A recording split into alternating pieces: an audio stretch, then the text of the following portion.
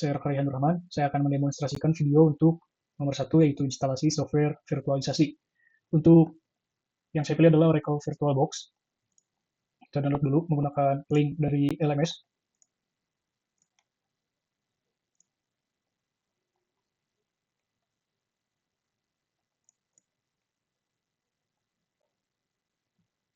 Masuk kita download. Karena proses download akan cukup lama, mungkin videonya akan saya skip. Oke, proses download sudah selesai. Kita langsung saja install.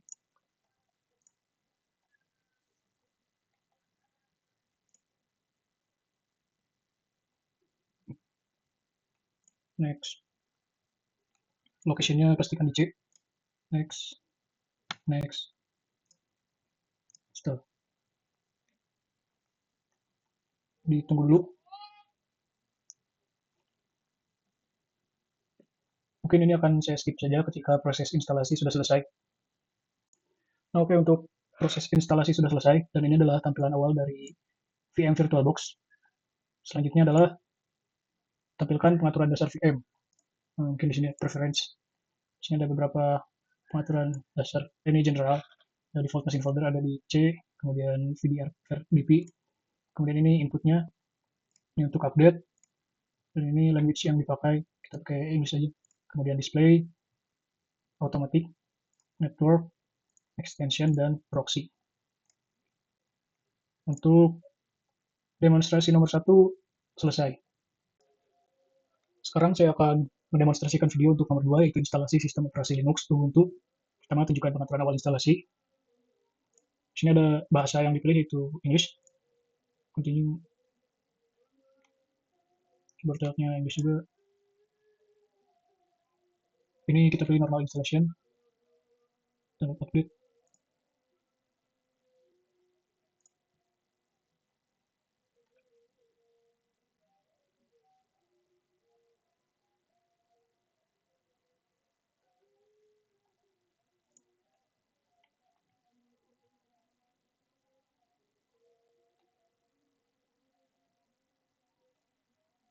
Ini ditunggu lumayan agak lama.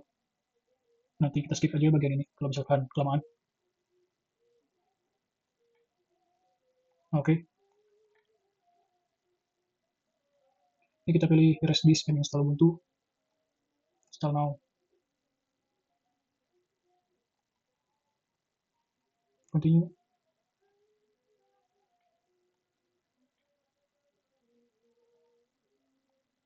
Masih defaultnya Jakarta. Kita isi aja praktikan. Passwordnya ini kecil aja. Praktikan juga ini praktikan. Oke. Continue.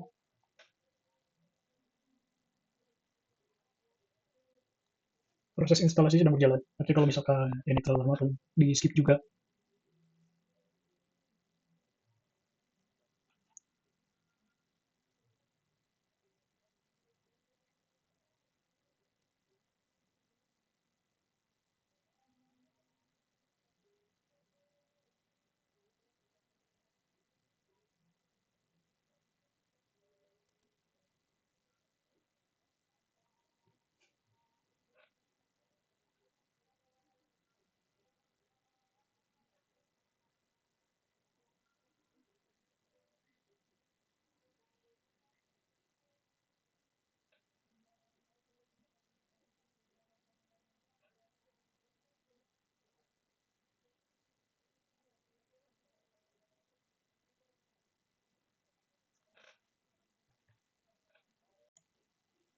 Oke, proses instalasi sudah selesai. Langsung saja continue testing.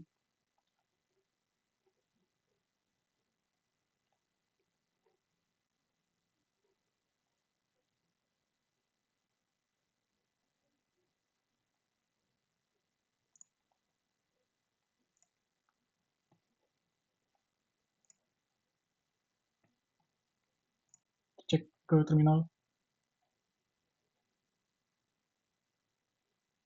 Ini sudah jalan ya. Itu proses yang pertama, dan yang melakukan boot ini udah. Nomor 2 selesai. Oke, saya Muhammad Sulaiman Kurniawan, saya akan mempraktekkan membuat user baru dan grup baru. Oke, langsung saja.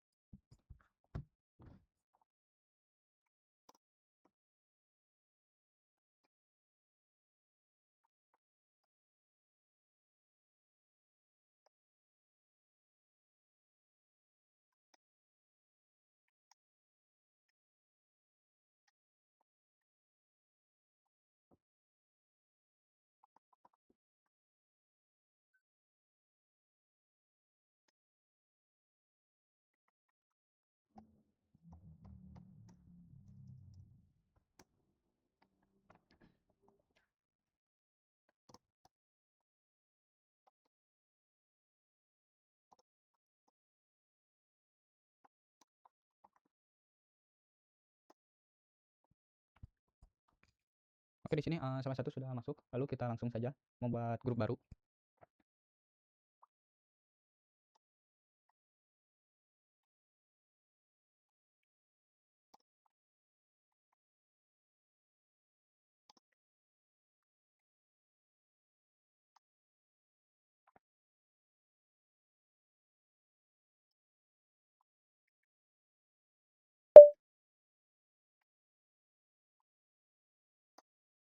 Oke, grup Kisop juga sudah masuk, sudah tertambah. Sekarang kita akan menambahkan, kedua user ke dalam satu grup itu.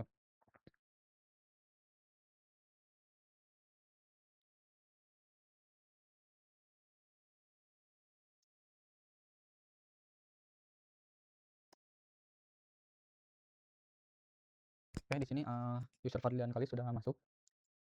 Sekarang kita, akan mengubah directory.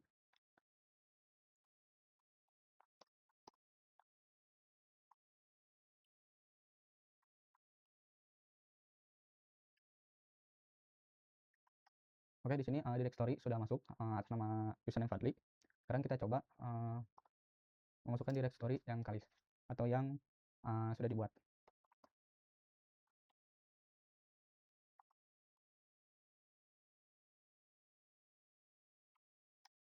Oke, permission denied karena tidak bisa. Baik, segitu saja dari saya. Terima kasih. Assalamualaikum warahmatullahi wabarakatuh. Oke baik, perkenalkan saya Kalistianto Wiryadinata. Pada hari ini saya akan melakukan snapshot and restore. Pertama-tama pada Ubuntu ini kita pencet icon ini, lalu kita pilih snapshot, lalu kita take, kita namakan kita namakan snapshotnya misalnya restore, lalu kita oke, lalu kita buka Ubuntunya. Ya tunggu sebentar sampai Ubuntunya terbuka.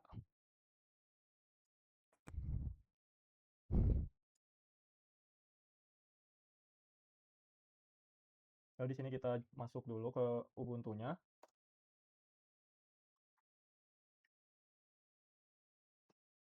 Lalu untuk mengujinya di sini kita pergi ke terminal, lalu kita ketikkan.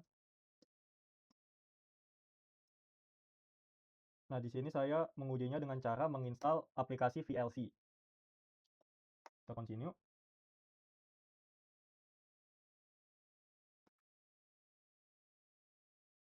Kita tunggu sebentar.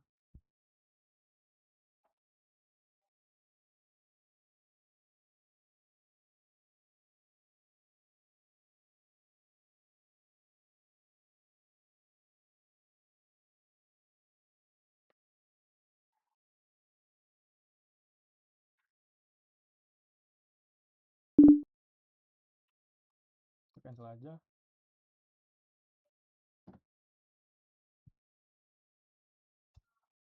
Progress.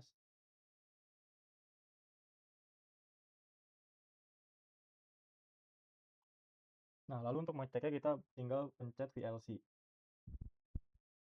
Nah, di sini aplikasi VLC-nya akan terbuka. Nah, sekarang kita akan restore ketika sebelum dia diinstal. Jadi, pertama-tama kita close dulu ininya, Ubuntunya. Lalu kita pergi ke bagian restore tadi yang ini. Lalu kita tinggal pencet restore. Kita pencet restore. Ketika sudah, kita buka lagi. Ya, tunggu sebentar.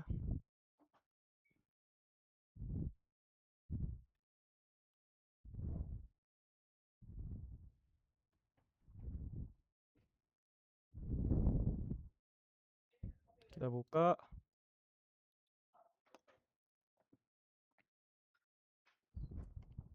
Lalu kita buka terminal lagi.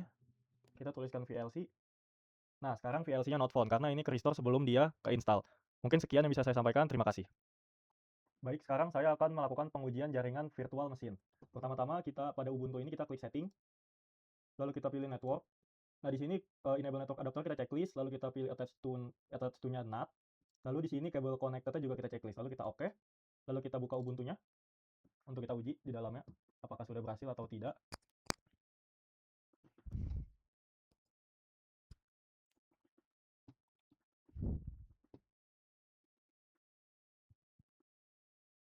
Nah, kita buka Ubuntu.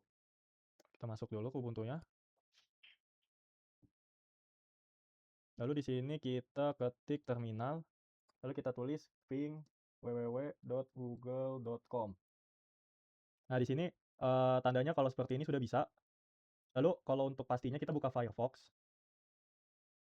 Lalu di sini kita ketikkan www.google.com. Nah, di sini juga sudah masuk ke Google. Lalu untuk hubungan VM dan host, jadi hubungan antara VM dan host itu adalah VM berjalan di dalam host dan menggunakan sumber dari host. Nah, kalau pada mode NAT ini, VM mengakses internet melalui koneksi si host. Nah, kalau untuk mode bridge adapternya, di situ VM dan host berada pada jaringan yang sama. Mungkin sekian yang saya dapat sampaikan. Terima kasih. Baik, assalamualaikum warahmatullahi wabarakatuh. Nama saya Agung Arya Dipadi Nugraha. Kali ini saya akan mengerjakan nomor 6, yaitu firewall dan aturan akses. Oke, sebelumnya saya sudah melakukan instalasi Ubuntu dan melakukan login di Ubuntu. Kita akan membuka terminal terlebih dahulu. Di sini saya sudah menyiapkan beberapa komen ya. Oke, untuk yang pertama kita harus update package Ubuntu dulu dengan sudo apt update ya. Sini karena nggak bisa kopas, jadi kita langsung klik aja sudo apt update. Oke, masukkan password saya. Baik, kita tunggu sebentar. Oke, setelah update package, akan selanjutnya adalah install UFW, yaitu sudo apt install UFW. UFW-nya harus pakai semua ya. Oke, setelah install UFW, kita akan ngecek apakah UFW itu udah terpasang atau belum dengan cara sudo UFW status. Inaktif ya, masih belum aktif dia. Yang jelas dia udah terpasang si UFW-nya. Lalu kita akan ngeset beberapa aturan seperti pada di soal, yaitu mengizinkan port mengizinkan SSH port 22 dan memblokir HTTP port 80. Kita langsung saja di sini sudo UFW allow 22 untuk untuk mengizinkan SSH ya. Jadi kita langsung saja sudo UFW allow 22, sudo UFW allow 22 ya. Oke, setelah kita allow, kita blokir port 80 dari HTTP, yaitu dengan cara sudo UFW deny 80. Sudo UFW deny 80. Oke, proses keduanya sudah terupdate. Langkah selanjutnya adalah kita aktifkan si UFW-nya. Kita aktifkan UFW-nya dengan komen sudo UFW enable. Sudo UFW enable. Karena tadi masih inaktif ya, sekarang kita enable. Oke, sudah aktif. Setelah sudah aktif, kita akan tampilkan hasil konfigurasinya. Seperti pada di soal, kita harus menentukan hasil konfigurasi. Sekarang kita akan aktifkan dengan cara sudo UFW status number. Sudo UFW status number. Oke, ini adalah hasil dari konfigurasinya. Yang dimana SSH 22, ya, port 22 itu di allow, dan HTTP 80 atau port 80 itu di deny atau ditolak, tidak diizinkan. Oke, kita lanjut ke step kedua, yaitu tes koneksi. Kita disuruh melakukan tes koneksi dengan cara sudo UFW status verbose. Langsung saja sudo UFW status verbose. Oke, ini koneksinya sama ya, allow juga dan selesai deny juga. Oke, selanjutnya kita untuk yang terakhir kita akan melakukan tes di port 80 ya. Kita biar make sure aja di sini kita tes portnya itu dengan cara curl http localhost ya. Kita cek. Oke, nggak bisa ya. Not found. Apa sih fungsinya firewall ini? Kenapa dia bisa allow, kenapa dia nge-deny gitu-gitu. Jadi si firewall ini itu fungsinya untuk seperti lapisan keamanan yang seperti mengontrol lalu lintas jaringan lah, yang masuk atau keluar dari sistem gitu. Nah, si UFW ini itu administratornya yang bisa nentuin port mana yang diizinin atau yang mana yang diblokir. Kayak contohnya saya mengallow ini dan memblokir ini, itu menggunakan UFW. Dia administratornya gitu. Jadi firewall itu bisa membantu mencegah akses-akses yang nggak sah dan melindungi layanan-layanan yang berjalan gitu. Dia bisa mengurangi resiko serangan gitu dari jaringan-jaringan lain gitu. Baik, sekian presentasi dari saya. Jika ada salah kata, mohon maaf. Assalamualaikum warahmatullahi wabarakatuh.